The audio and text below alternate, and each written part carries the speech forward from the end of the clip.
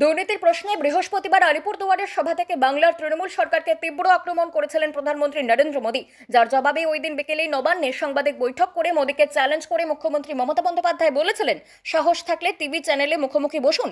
এবার 24 ঘন্টার ব্যবধানে আলিপুরদুয়ারের উন্নয়নের খতিয়ানও নিজে সোশ্যাল মিডিয়ায় তুলে ধরলেন মুখ্যমন্ত্রী মমতা বন্দ্যোপাধ্যায়। টুইটে রাজ্যের প্রশাসনিক প্রধান লিখেছেন, উত্তরবঙ্গের আলিপুরদুয়ারের সভা থেকে প্রধানমন্ত্রীর স্বার্থপর এবং রাজনৈতিক দৃষ্টিকোণ থেকে সংকীর্ণ ক্ষমতা লাভের জন্য বাংলার উন্নয়ন নিয়ে মিথ্যাচার করে গিয়েছেন। বাংলার উন্নয়নকে খাটো করে দেখানোর চেষ্টা করেছেন, তাই আলিপুরদুয়ারের উন্নয়নের প্রকৃত তথ্য আমি তুলে ধরলাম।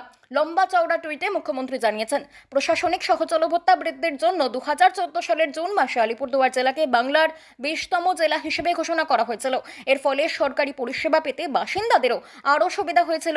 স্বাস্থ্যসেবায় রয়েছে ফালাকাটে একটি মাল্টি সুপার স্পেশালিটি হাসপাতাল, একটি আয়ুষ হাসপাতাল, একটি নার্সিং স্কুল, 207টি ওয়েলনেস সেন্টার প্রভৃতি। শিক্ষায় আলিপুরদুয়ার বিশ্ববিদ্যালয়, একটি সরকারি ইঞ্জিনিয়ারিং কলেজ, 7টি নতুন সরকারি কলেজ, 15টি প্রাথমিক বিদ্যালয়, 52টি উচ্চ প্রাথমিক বিদ্যালয় এবং 15টি ছাত্রাবাস তৈরি করা হয়েছে। বিভিন্ন কর্মসূচির মাধ্যমে 1200 কোটি টাকারও বেশি অর্থ বিতরণ করা হয়েছে, যার মধ্যে রয়েছে লক্ষ্মীর ভাণ্ডার, কন্যাশ্রী, খাদ্যসাথী, সবুজ সাথী প্রভৃতি। 37,000-এরও বেশি পাট্টা বিতরণ করা হয়েছে।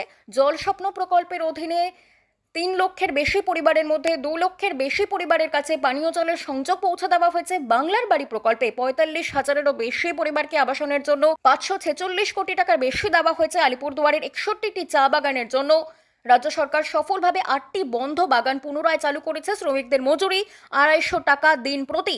পাশাপাশি 2টি শিল্প পার্ক উন্নয়নাধীন এবং 14,000-এর বেশি এমএসএমই ইউনিট এবং 38,000-এর বেশি কর্মসংস্থান সৃষ্টির কথা জানিয়েছেন মুখ্যমন্ত্রী। সেই সঙ্গে রাজবংশী ও কামতাপুরী এবং উপজাতি উন্নয়নের বিবরণও দিয়েছেন তিনি। টুইটার শেষে মুখ্যমন্ত্রী লিখেছেন, আমরা সর্বদা বাংলা মানুষের জন্য আমাদের সেরাটা দেওয়ার চেষ্টা করি, তাই বাংলার মানুষ আমাদের সঙ্গে রয়েছে। আমরা ধর্ম, বর্ণ, জাতি, সংকীর্ণতার ভিত্তিতে মানুষকে বিভাজন করি না। আমরা নিরন্তর মানুষের জন্য কাজ করে চলেছি, সর্বদা তাদের পাশে দাঁড়িয়ে থাকি। বাংলা খবর, আপনার রাজনীতি, আপনার আওয়াজ।